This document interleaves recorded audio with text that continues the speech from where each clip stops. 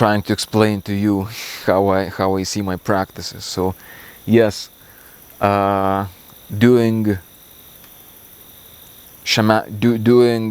yogic, also shamanic retreat of meditation, spiritual practices where I want to uplift my consciousness and I want to get as much work done of getting into myself and reaching really subtle states of consciousness. Then I don't do physical training such as deadlifts and whatever, squats and pull-ups. I don't do them because I feel that doing those intense physical exercises would bring my consciousness, my frequency, to a more physical level, my body, of course, while the other practices that I do, mantras, breathing, pranayama, asanas, meditation, makes me a more subtle, a higher state of consciousness, a more subtle state of consciousness. And since I want to experience more of this inner work done, this consciousness dimension, this evolution of myself towards enlightenment, towards life, towards knowing myself, towards living fully, then I prefer just dedicate myself on these spiritual practices and do no or little intense physical exercises. So this is what I found working for me, and I think this is an interesting thing to share.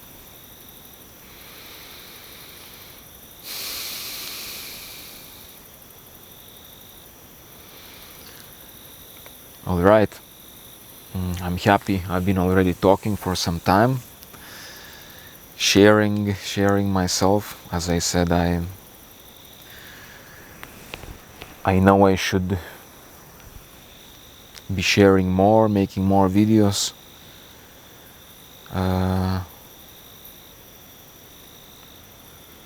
Which I don't do, but I will try to do more because this is also what should be happening now. Since I am with a woman, I am more social. I am more social than I was before, that's for sure.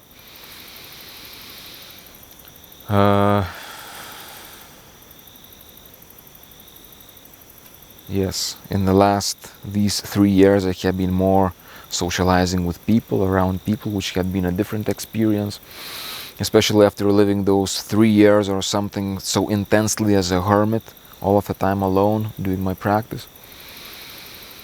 Of course, I could feel, like, especially after living this intense time as a hermit, when you go into the world, you are very aware that how the energy and the frequency of other people, such as being in the village, and it is just a small village, it is not a big city, nothing that crazy. So, but even those energies of those people, you can feel that these energies, vibrations are much lower, and they will drag you, they will drag your consciousness down, because like when you are alone doing your retreat, your consciousness really raises up. This is why also you live alone, because then when you come back to the people, in that other energy field, in order for you to be with them and talk with them, you have to come to some kind of compromise, and therefore energetically also your consciousness has to adapt, and your frequency basically goes lower. From your subtle kind of high vibration consciousness of light, it goes kind of lower, because you are with the other people. Which way you give to them that gift of your light, of your consciousness, of your shining, yes, you give to them, but at the same time you are aware that you yourself, it drags you down. So this is why I was so maybe you could say extreme when living as a hermit. As I said, I would go to the village only when necessary to get food supplies, and I would I wouldn't speak with anybody or do it like the minimal I can, because I would know how it affects my, my consciousness. The last few years with my beautiful woman and living more around the people, definitely it kind of dragged my consciousness lower than it was when living alone and doing my practices all of the time, yogic practices. But at the same time, that also gave me opportunities to maybe give something to those people, to that community, and also learn again more how to deal with this whole situation, so that I can keep my vibration as high as I can while I'm living with other people, or the whatever village that the vibration is lower. I don't want to be their vibration, I want to be my own vibration, so I tried to do what I can to keep myself well. And this basically meant I was just, continue to do my own practices. Whether I'm in the village, or whether I go to Lima to see my son, or whether I go somewhere else, I always do my practices, my meditations. When in challenging situations like that, less time, then I usually make like maybe 2 hours of practices a day. But I always try, and my goal is to make 4 hours of practices, yogic practices daily. This is my goal. Many times I don't meet it. Many times it is just 2 hours or 3 hours or 1 hour 30 or something. But it is every day. I do my breathing, I do my mantras, I do my meditations, asanas, and this also helps me maintain myself in a good state, or as a high state as I can, living a more social life. And this also has been an experience, and in a way learning for me, which I have enjoyed. I have enjoyed also experiencing that.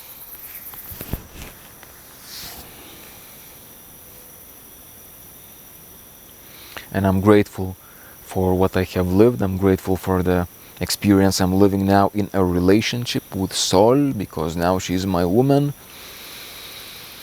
I'm grateful for that experience. I'm grateful to life for letting me experience life fully and in different dimensions, as a hermit, as a father, as a man, as in different dimensions, I'm grateful to live it. I'm grateful to be alive. I'm grateful to experience this life and what it has to offer me. This is a gift that I'm grateful for, and yes, living in a relationship is a very different thing than living as a hermit. That's completely different realities. But that is also your opportunity and challenge to grow in love, grow in patience. You need a lot of patience in relationship. Grow in understanding, grow in different things, and experience life again more fully through that. So that's also a gift. And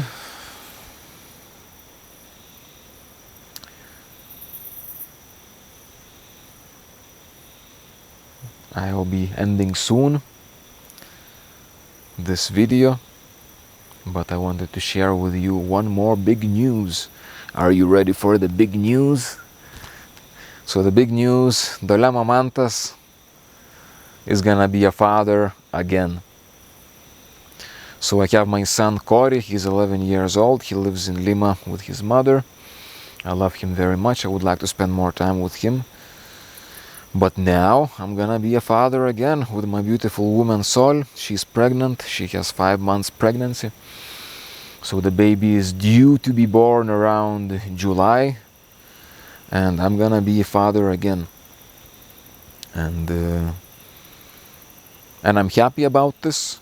I'm happy to experience this again, experience life through different dimensions, through different experiences. And being a father is definitely a very special experience in many different ways. And yes, this is what is coming for me now. But I know some things for sure. I know that I will continue chanting my mantras, I will continue doing my breathing exercises and concentrating on my chakras, and continue doing my asanas and my training, because this is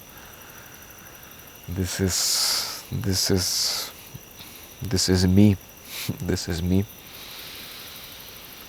And I also hope that I will also be able to share myself more with the world and with you, my dear friends, making more videos, being more open to you. I have my website coming. I'm working on my website, so that's gonna be something. And I'm working on creating courses of yoga and of training that I also want to share, because I feel I have to do this. And many things are coming. Many things are coming, and I'm happy for that. I'm grateful for that. I'm excited for that. And I'm also grateful to you for being a part of my life, of my journey. You have been watching my videos. You are filled with my words and my voice and my how I speak, with my spirit. And the fact that I know that a part of me lives in you, for me is a gift, is a privilege, is a very meaningful thing to know that you maybe have impacted some people in a positive way. It brings you a lot of inner joy and meaning to know that. And therefore I will try to continue making my videos and share with you the best I can. And having said all of these things, I wish you the best from my heart and my intentions. And much love to you. Take care.